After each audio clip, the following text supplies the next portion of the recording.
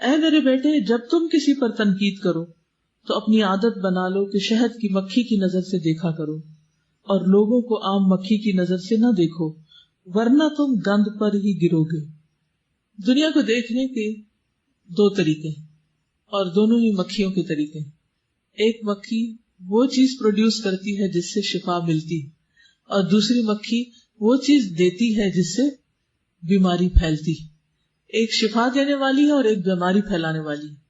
کچھ تنقید ایسی ہوتی ہے جو پازیٹیو ہوتی ہے، کنسٹرکٹیو ہوتی ہے، اور اس سے دوسرا شخص آگے بڑھتا ہے، اس کو آگے بڑھانے والی ہوتی، اور کچھ ایسی ہوتی ہے کہ جو دوسرے کو گرانے والی ہوتی، نقصان دینے والی ہوتی ہے، دوسروں کا کانفیڈنس شٹر کر دینے والی ہوتی۔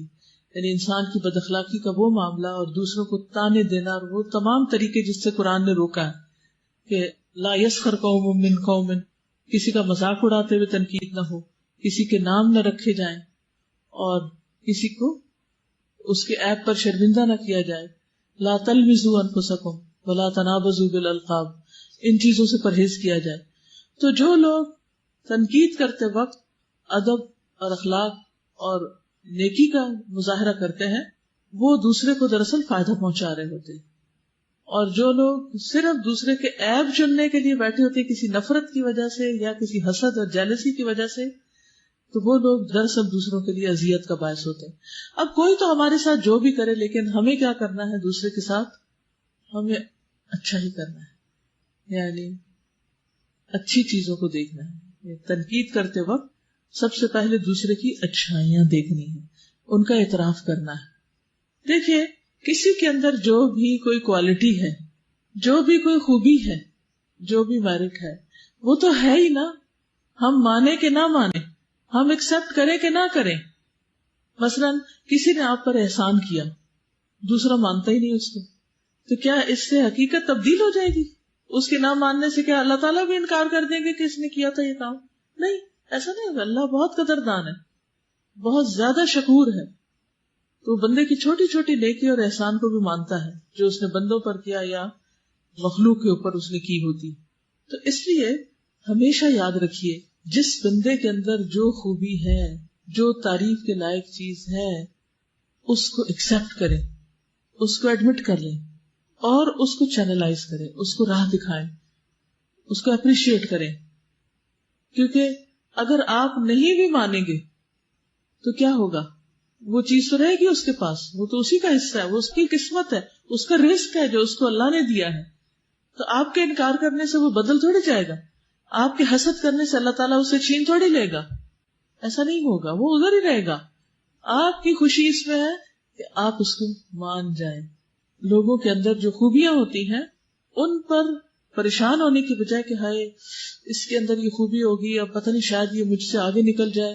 بہن بھائیوں کے اندر حسد عام طور پر کیوں ہوتا ہے؟ اخوان یوسف کا حال کیا تھا؟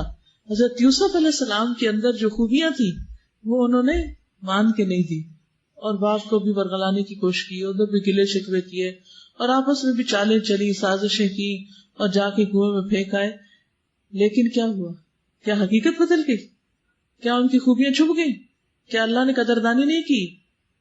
کہاں سے کہاں پہنچا دیا۔ مشکلیں ضرور آئیں، تو بعض اوقات جب اللہ تعالیٰ کسی کو کوئی چیز دیتا ہے تو مشکلوں سے گزار کے دیتا ہے تاکہ اس کی قدردانی بھی ہو۔